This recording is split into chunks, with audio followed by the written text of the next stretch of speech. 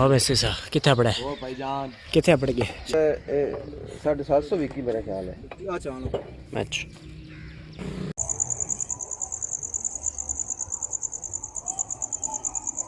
छः सौ चार। बिस्मिल्लाहिर्रहमानिर्रहीम। अस्सलाम वालेकुम दोस्तों, क्या हाल है? ठीक हो? उम्मीद करता आप ठीक होंगे। अल्हम्दुलिल्लाह मैं भी ठीक हूँ। आज का व्लॉग करते हैं शुरू। हमारे चैनल पर न्यू हो तो हमारे चैनल को सब्सक्राइब कर दो, लाइक कर दो, कमेंट कर दो, शेयर ज़रूर किया करो और फेसबुक पेज भी बनाया है उन्हें तो भी ज़रूर विजिट किया करो। तो मेरे चैनल का नाम है मुदस्सिर अलवी ऑफिशियल। आज का दिन देखने कैसा गुजरता है और रमज़ान पाक का तीसरा जुम्मतुल मुबारक बहुत बहुत मुबारक होवे सब भाइयों नू। ते और आज का दिन वेखने कैसा गुजरता है साढ़े सारी ज़रूर साड़ी वीडियो सारी ज़रूर देखा करो, बहुत मज़ा आएगा इंशाल्लाह। लाइक कमेंट भी किया करो, शेयर भी किया करो। और चिड़ियाँ बाहर गए हैं चौक चुकन ते एक बैठी है माशाल्लाह वे फोन आ गई किंदे उन्हें ना लिए ना तो आ जाती हैं। हाँ चलो कि आते कि कुछ शिकार तो नहीं करो इस पर जल्दी आ जाने आते घोंसले ते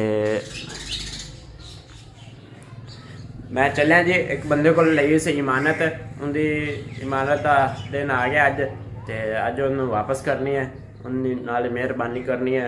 आप थोनों भी विखाने हैं जी। मोटरसाइकिल खड़ा मैं चलिया हूँ बाजार का व्यूज़ चेक कर लो माशाल्लाह।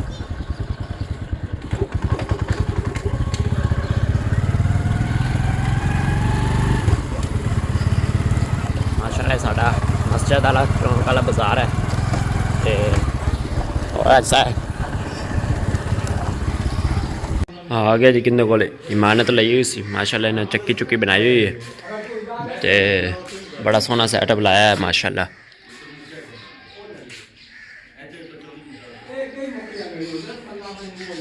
अं पक्के नू रोड जाता है तो इधर पिछा जाता है 40 नू। मैनू छड्डो मैं मैनू मारना वो मैनू छड्डो जी। छड़ाना रहे ना फड़े कन्ने यार बस करने जी मैं छड्डो वो गुस्सा होता है। मिस्त्री माशाल्लाह आज आवेगा जी इंशाल्लाह। आप इम्तियाज़ आज खुद आएगा तो इतों थोड़िया टाइलां तो टीयर पूरा हो गया। इत्थे ले आनियां टाइलां 35 टाइलां ले आनियां मैं वो चलिया मैं तो शफात जाने मोटरसाइकिल टाइलां ले आने ते हेलो यार 3